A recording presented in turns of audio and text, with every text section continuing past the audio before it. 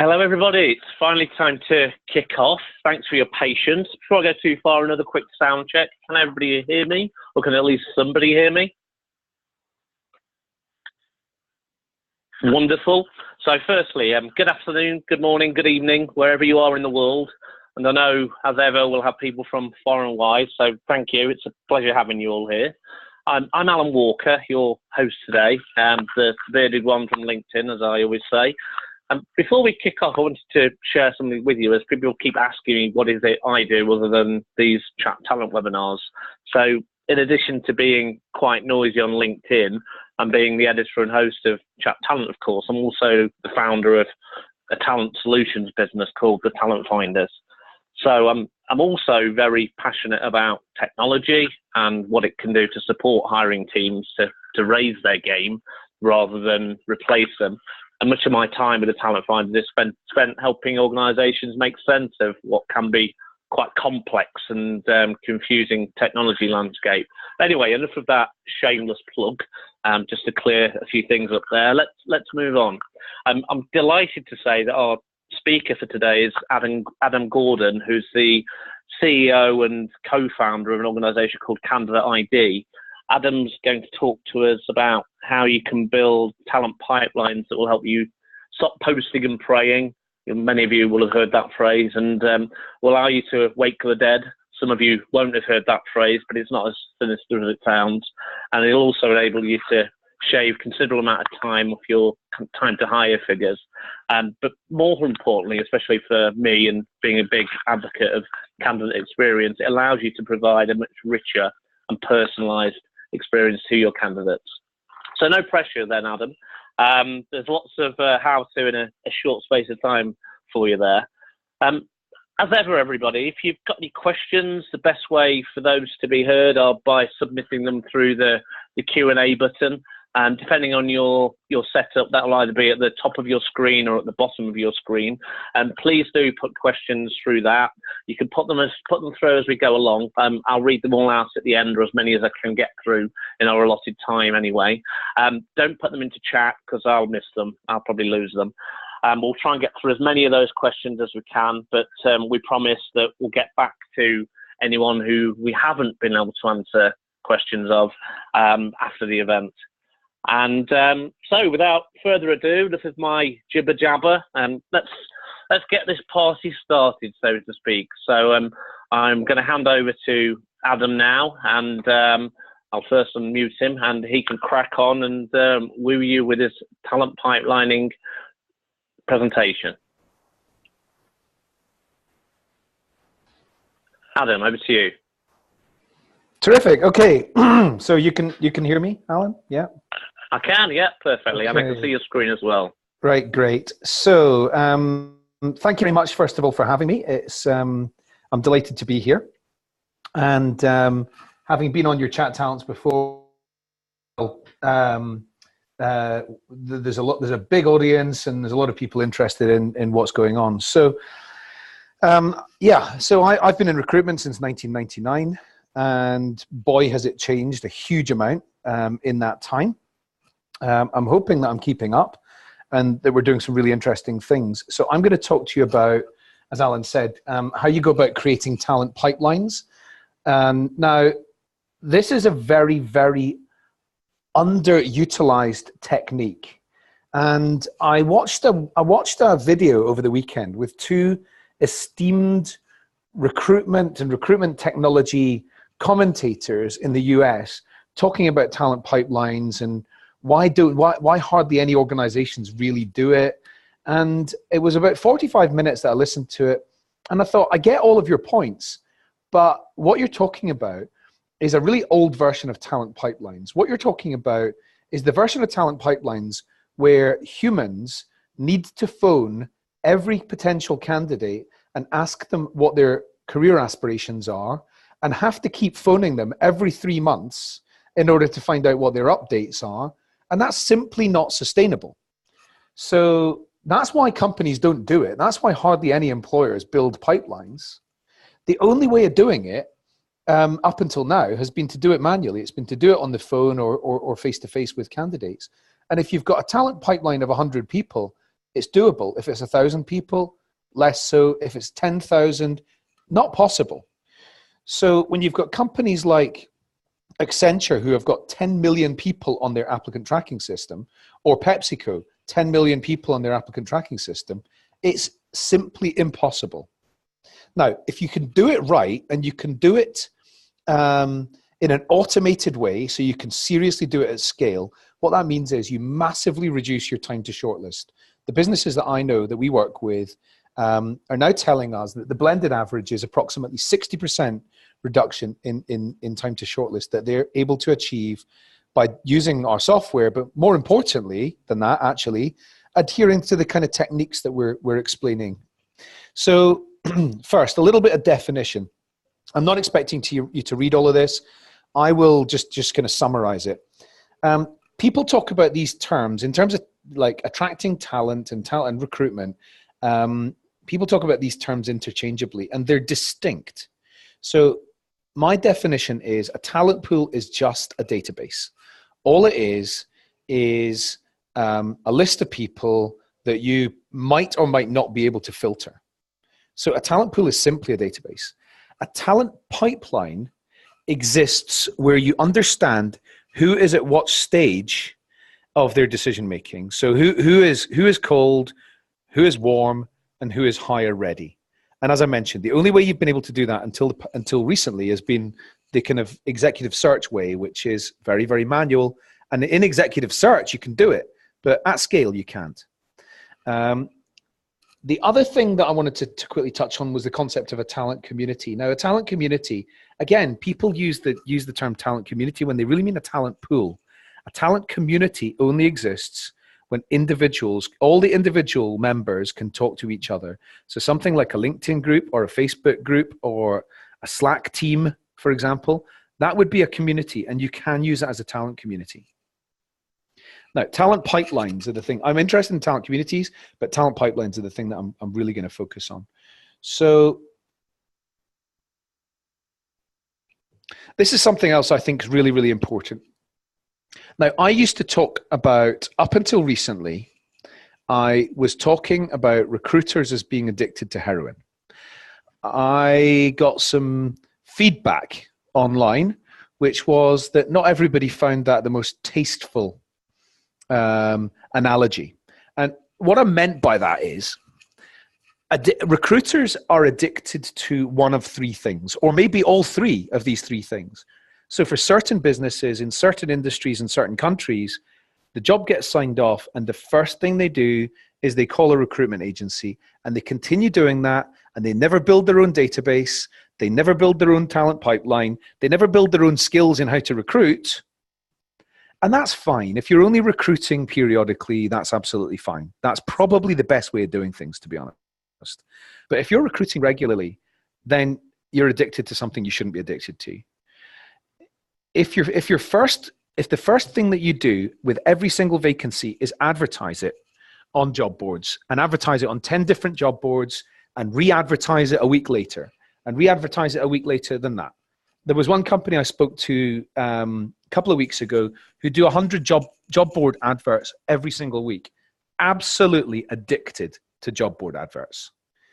And then the third thing is social media. The amount of businesses I know who are absolutely addicted to social media, and they might not do any job board adverts, and they might not do anything else really, but they're just constantly spending their time surfing social media, getting square eyes, going round and round in circles, and think that every single person they want to talk to is on there. They're not all on there. A lot of them might be, but they're not all on there. Anyway, I refer to these three as the dependency triplets now. So I've stopped talking about recruiters being addicted to heroin. So hopefully the dependency triplets is a little bit more tasteful, and especially when they're as cute as these three. Alan talked about it, waking the dead. Something that most organizations fail to do. I mentioned a couple a few minutes ago who have got massive, massive databases. Most international employers have got huge databases. Most recruitment agencies have got huge databases. They've got huge databases of people that they're not doing anything with. one very large pharmaceutical company told me about a year ago that over 80% of the people who they hire have come through direct sourcing, some advertising, and some social media. And over 80% of those people were already on their applicant tracking system before they started their search. So they're completely and utterly, wasting all of that time and money doing something to come up with a short list of people who were already there. They were already an asset. They were already in a database that has been paid for, but then they continue to spend either time or money or both on finding all these people from the beginning and not continually nurturing and reactivating all of the people that are already on their applicant tracking system. This is a process that we call waking the dead, and it's a very, very effective thing to do. A little bit about recruitment marketing and what one thing that we believe is really important. So most recruitment marketing is akin to net phishing. And the definition of net phishing, the definition of success for net phishing normally is it's a big catch. Now, if you put that into recruitment, that means a large number of people responding to whatever your call to action is. We think that in some cases that can be the right thing to do, but in most cases it's not. You want to become spear fishers. You want to really understand what is the quality catch, so that you're not spending your time wading through a big catch and then having to throw a lot of it back because it's unsuitable. So this is sort of net fishing where, great, that's a big trawl. But actually spear fishing is, here's the 4. Within that big trawl, really, here's the 4 that we absolutely should be talking to right now. Now, human time is the most expensive thing there is in recruitment. It's the most valuable thing there is in recruitment. And unfortunately, a huge amount of it gets wasted on doing things that actually machines can do for them, and they can do them at scale much, much better. So we think that expensive human time needs to be spent just talking to those candidates who are strong for the role and they're ready to talk right now. So with that background, I'm going to go into a little bit about how the world's kind of changed. So just let me go down a step. Now, actually, no, sorry, I will go back to what I was just saying. So if you've got these candidates, so for recruiters, the biggest question is often, who do you call first? If you've only got 2 candidates, that's fine, you call them both. But if you've got 200 candidates and 160 of them, or 80% of them, are like John, might open an email, might click on a link occasionally, but do nothing very much else because they're not interested, they're not in the market. According to LinkedIn, 80% of people are not in the market. That doesn't mean you can't tempt them, but you've got to be really, really savvy about the way you do it. So let's say these 160 people are the Johns who aren't doing very much, and then the other 20% are the Janes who are doing things like opening emails, clicking on links, looking at the careers page, looking at the cultures page, look at the hiring manager on LinkedIn, and looking at the job description. Then naturally, if you've only got time to talk to 40 people, you talk to the 40 people who are clearly doing a lot of background research and understand, I've been looking at your business and I've been looking at the specific job that you want to consider them for. So let's just talk about what's changed and why behaviors changed so that that's what people now do. When I started in recruitment, let's call it recruitment content or recruitment marketing, it could only really make candidates aware about opportunities. So that would have been a job advert in the newspaper or a trade magazine. And there was almost nothing else you could do to start that initial conversation with candidates. Then to go through the education phase, the consideration phase, and the application phase, the candidates needed to talk to a recruiter, which was fine for the candidates because that's the way they had to do it. And it was good for the recruiters, very good for the recruiters, because they could achieve influence with candidates at a much earlier stage in their decision making. Now, however, recruitment content or recruitment marketing can go far, it can control a much broader spectrum of the pipeline. So it can make candidates aware about opportunities through adverts or social media posts. It can educate candidates through a career site. It can help candidates to more deeply consider through things like Glassdoor or LinkedIn or the hiring manager's profile on LinkedIn, those kinds of things. So a candidate can really self-direct. They can do all of this background research, and it's only then that they need to talk to a recruiter, because they can almost find out, what does the coffee taste like? And is that hiring manager somebody that I'm going to really enjoy working with, or is that hiring manager a bastard? And they're only going to find that out probably when they talk to the recruiter, but they can get everything up to there. So the recruiter's role in a huge amount of situations is now really talking to the people that are interested, because most people further down the pipe in the earlier stages, they're not ready to talk. You can be a brilliant recruiter and you can get anybody to talk to you. And we all know people that can do that, but they're pretty rare.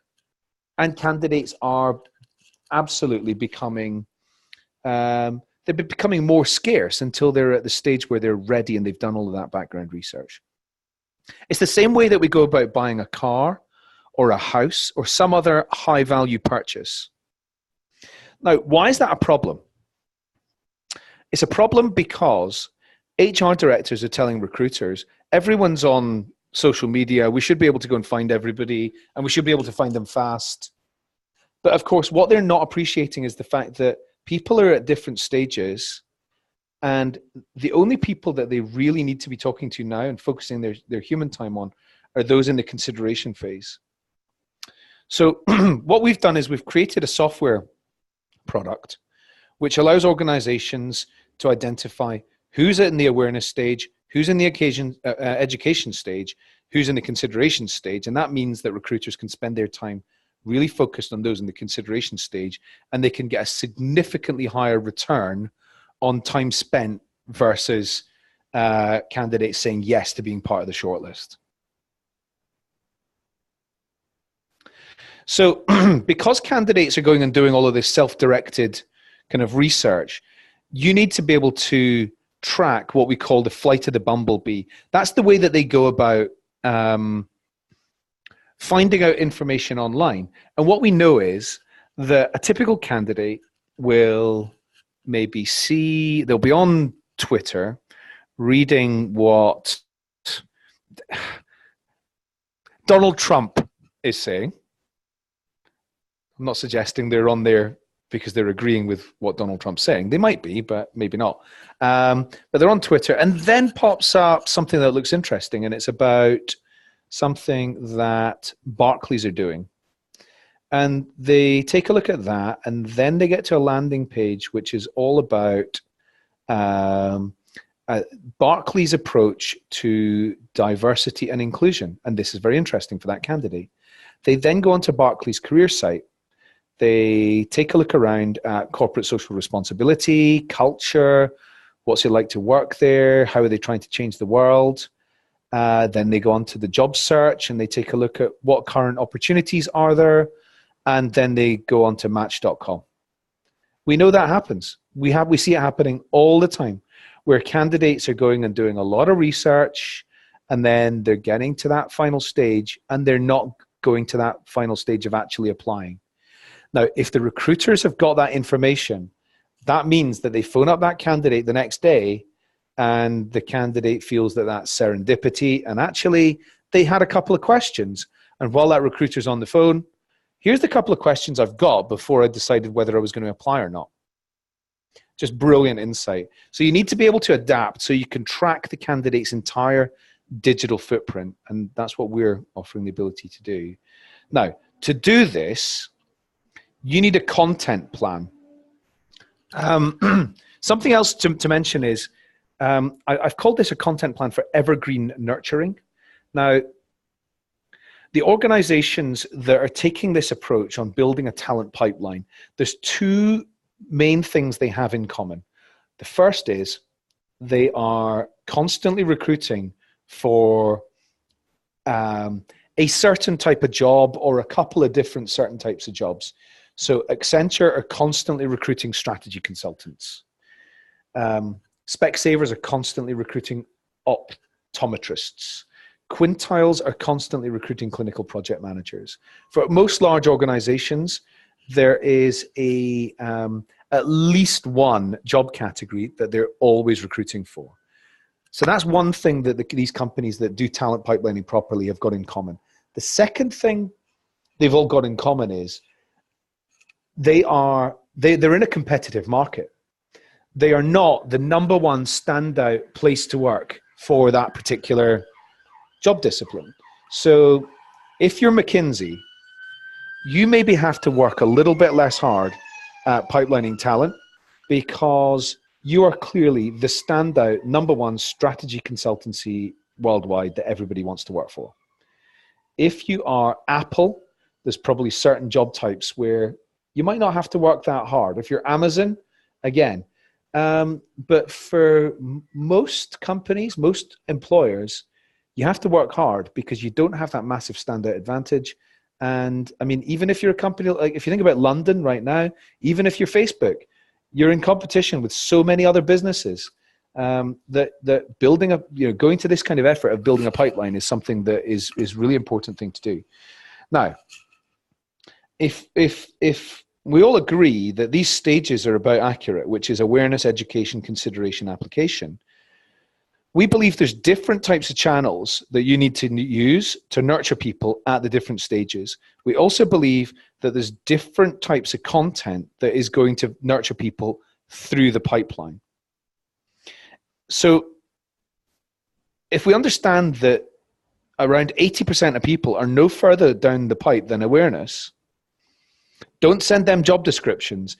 And I talked this morning to the talent acquisition director that runs a center of excellence for one of the world's biggest food and drink companies. And she effectively said, we are doing nurture, but really what we're doing is we're just sending job opportunities to everybody on our database. Now, she immediately got this graphic and said, we're not doing any of this. And if you're in the awareness stage, she completely understood. It's probably just going to piss people off if you're sending them job description after job description. Okay, so if you can understand, because you're tracking behavior and you're scoring people accordingly, who's in the awareness phase, then sending them industry insights, talent development, career advice. The three rules are, well, the two main rules are it's got to be useful and relevant content. And then the third is if it helps them get ahead in their career, not their career with your organization, but get ahead in their career, full stop, they are going to continue to want that content. They're going to continue to opt in. They're going to continue to tell their friends that your content's great and it's helping them with their career. That doesn't mean they're going to come down the funnel straight away because they might well be high performing in their job. But if they're at the awareness stage, which is simply they understand that you're an employer, nothing else, it means you're nurturing them with your content, and what you're generating in return is goodwill. Now, once they do come down the pipe and they do start to think about looking at new opportunities, if you've been nurturing them in the awareness stage well enough, they will absolutely come into education on your talent pipe. And the kind of content that you would share with them in here is absolutely the employer brand type content. It's the kind of content which most organizations do really well. Once they come further down into the consideration phase, that's when we believe you need to start getting more personal with them. Now, you can't really do this at scale, but you might send out a hiring manager social media connection request, might invite them in to come and meet the team, might send them a personalized career vision or something like that. But once you understand they're coming down the pipeline, or you might just call them up and say, let's have a conversation about what your career aspirations are. That's a really, really good thing to do. But unfortunately, what most organizations are doing for this whole, all three stages, is just sending people job descriptions and saying, look how wonderful we are as a place to work. If you, this is an example of all the different types of things that you might send to an individual and what it means if they're looking at that kind of content.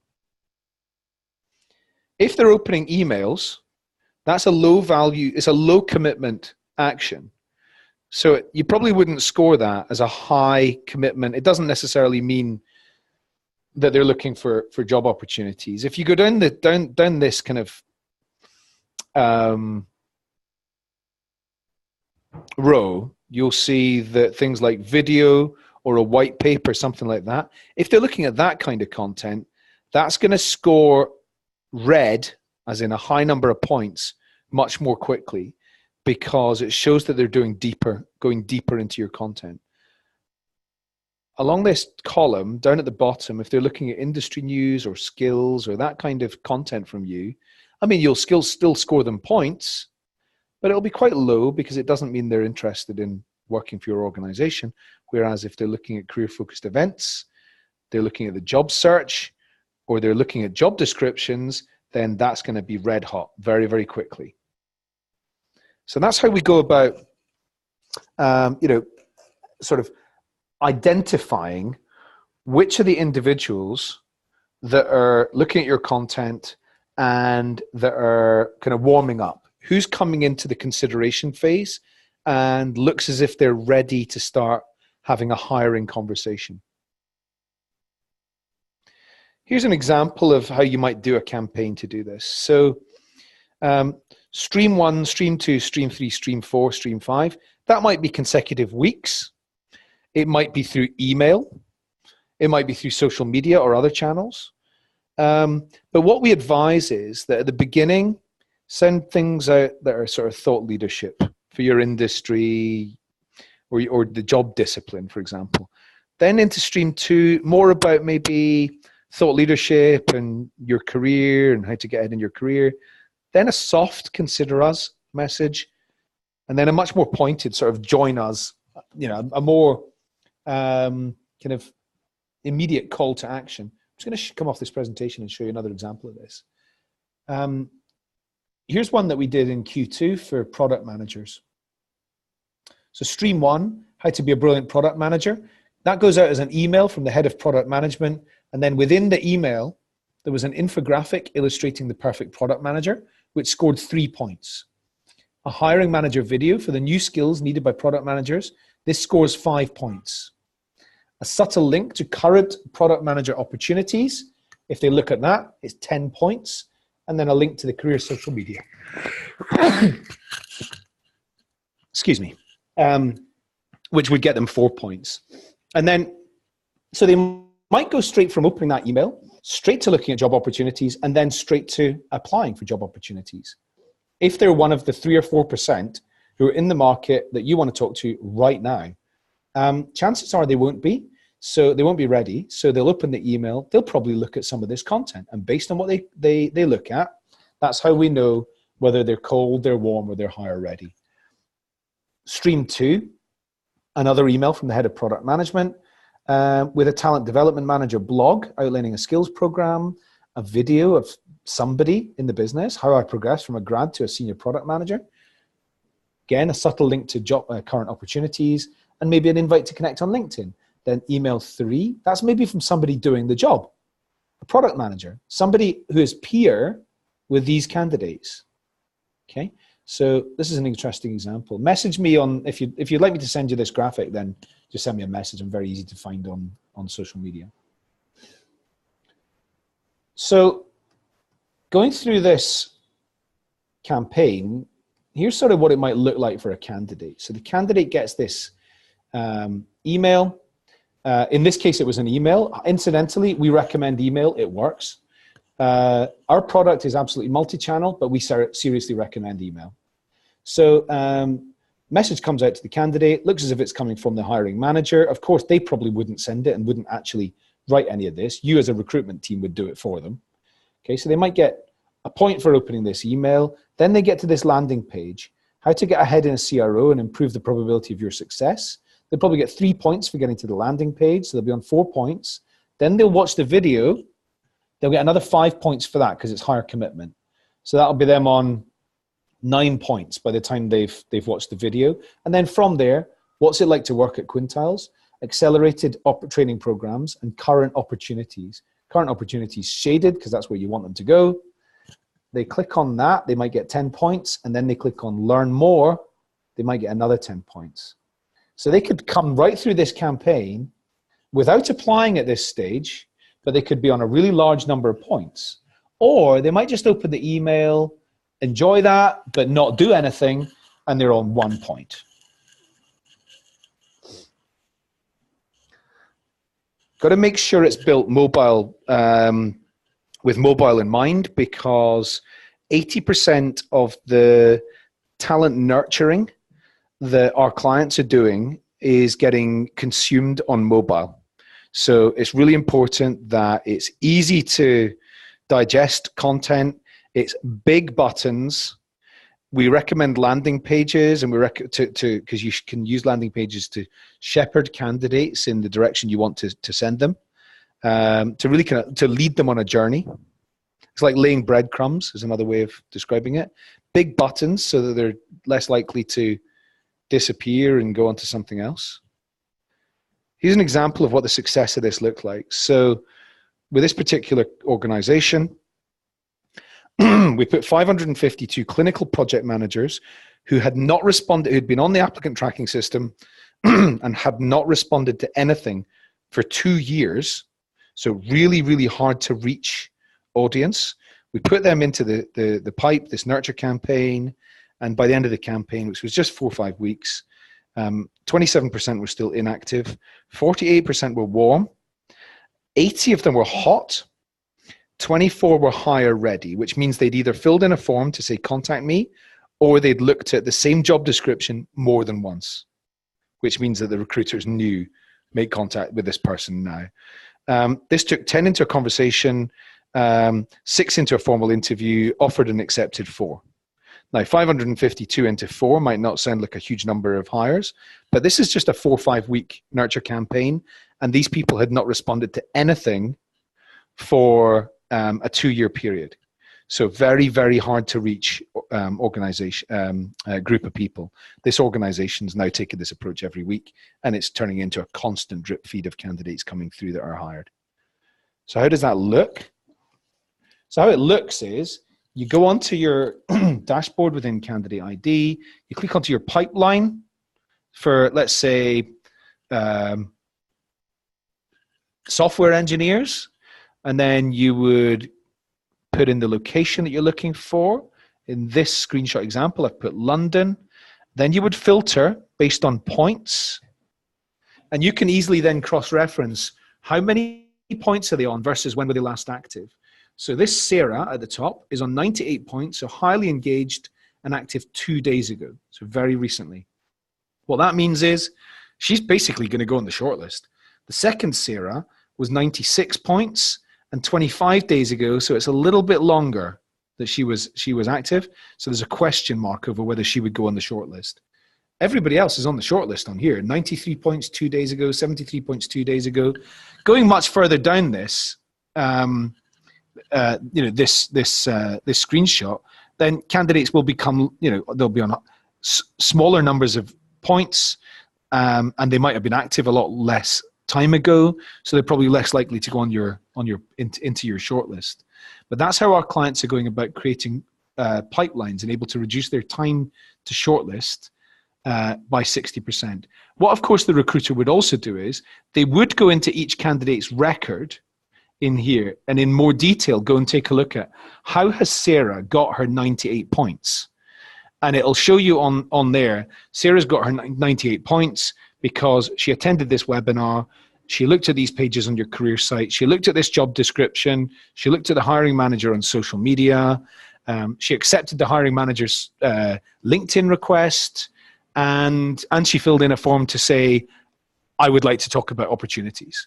So the recruiter can see exactly what she's been doing behind the scenes that's led to her getting such a high number of points. So it's about what we call lead scoring. So I hope that's been useful. I think I've done that pretty much on the time that I was allocated. Here's all Adam, thank you. Here's all my details, and yeah, Alan, over to you. Yeah, perfect. Thank you, Adam. That's great. And we've got 8 to 9 minutes left to ask some questions. So, guys, if you want to start lining those up, we've had a couple trickle in so far. But just why they come in, Adam? A couple from me, and you're going to get asked this by other people, no doubt. How is all this affected by the new GDPR, so the General Data Protection Regulations that are coming in next year?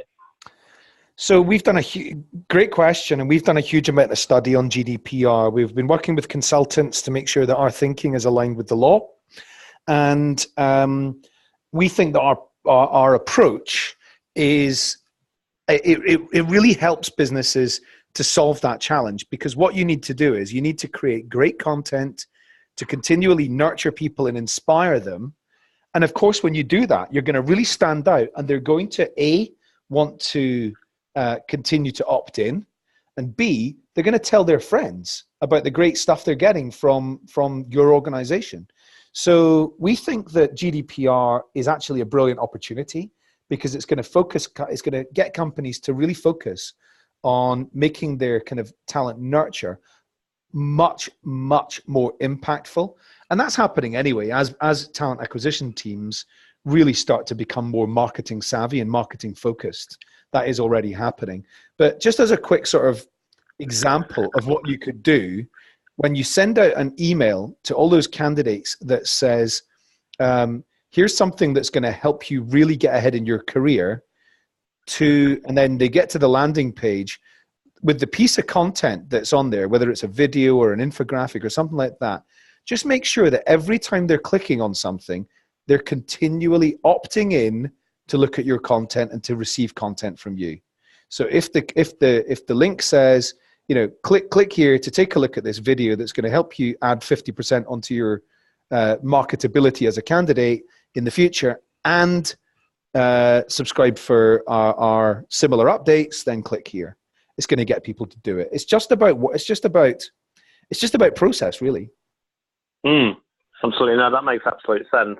And in your mind, talent pipelining, is it a useful tool for all types of roles? So, for example, for entry-level roles or blue-collar roles, such as hospitality or manufacturing, something along those lines, can it be used for that?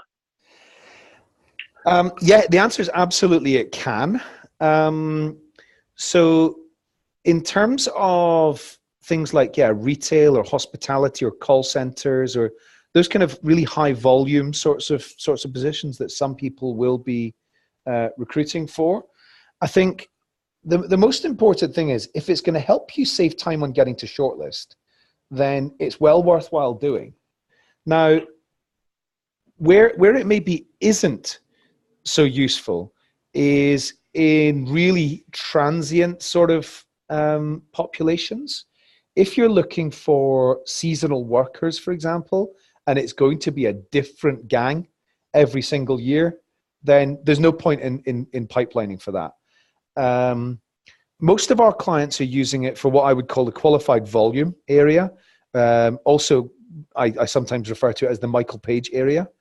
That's what most of our clients are using it for, although we're about to start working with one technology business who want to use it for senior executives. It's a very, very well-known brand. It's one of the world's biggest brands, this company, and they want to start nurturing the 10 or 15 other businesses in their industry.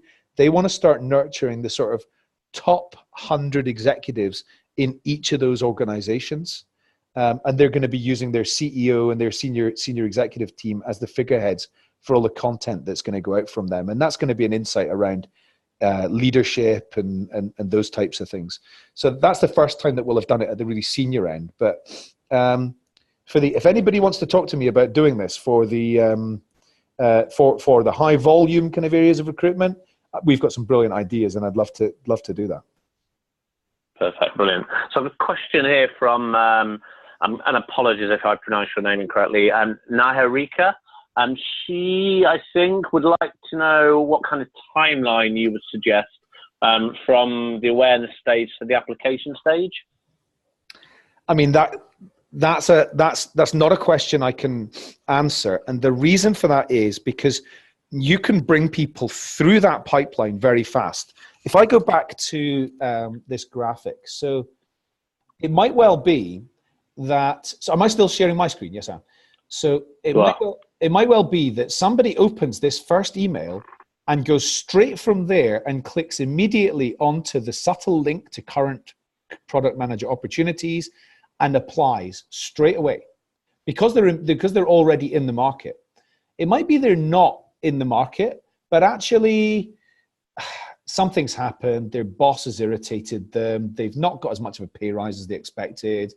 They've been told they can't have the holiday that they were planning to have or something like that. And they're not actively in the market, but actually they get this just at the right time. And then they go through and read all of this and they start to become interested, but they don't yet apply. But then the second bit of content, stream 2, they get this the following week. And that's full of great stuff as well. And then absolutely, they just go, I'm going to apply. I like this stuff and I'm going to apply. It could be stream 3. It could be stream 4. It could be month 6. It could be month 12. It could be month 24. I don't see, in certain industries and job disciplines where it's really hard to move people. I think that 3 years nurturing 3 years in advance is going to happen. Absolutely. So it's not really a question I can answer, and it depends on the individual candidate's mindset at any given time. But if you consider that most people make a job move I think it's down to something like 2.4 years. I think it is now, something like that. Then, that's right. Yeah. Then, I mean, if you start, somebody's just started a new job, just start nurturing them now. And in 2.4 years time, when they make a move, you'll be in the frame. Exactly, that makes sense. So I guess it's how long is a piece of string? The roles that are generally filled in a quick space of time are probably going to be slightly less.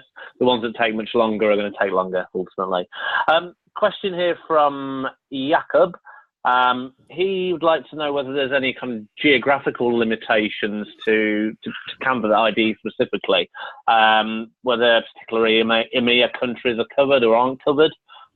Yeah, I mean, absolutely. There are geographical limitations, and the limitations are linked directly to how effectively or otherwise does the internet work. And so we haven't been targeting North Korea, but as you might expect, I doubt that we would be able to generate great results in there, that our approach would work.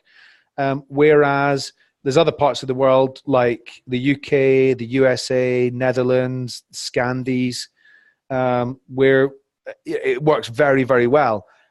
I suppose, I don't know whether Jakob's getting at sort of privacy regulations and things like that, but if that's an angle, we are at this stage not doing a huge amount in Germany, although as we've been building our GDPR playbook, which will be due for release in a couple of weeks' time. I know I've been saying that for a couple of weeks, but we're just making sure the finishing touches are absolutely legal. As we sort of get towards finishing that, we're seriously going to be targeting Germany because within Germany the data regulations are very, very strict, but we're pretty confident that we can answer those now. But the main thing about where does this work and where does it not work? It doesn't work where the internet is not highly, well used by basically everybody. If everybody uses the internet, then it's acceptable. It's great, exceptional. Perfect. Thank you. Well, listen, we're out of time. We're at 3:45 UK time, and Adam, thank you very much for that insightful presentation. I'm sure everybody found it really, really interesting and really valuable. Everybody on the call, I'll follow up with an email as usual with some info on how you can find out more about Candidate.ID and in particular about building talent pipelines. And for those 3 or 4 of you whose questions we didn't get to, me and Adam will come back to you after the call, probably tomorrow morning now, with some answers to those questions. So once again, Adam, thank you. Thank you very much. Really enjoyed it. It's an honor to have been invited onto your show. And it was an honor to have you here, sir. Thank you very much. Thank you, guys. That's it. I'm going to end the call now. Cheers. Bye.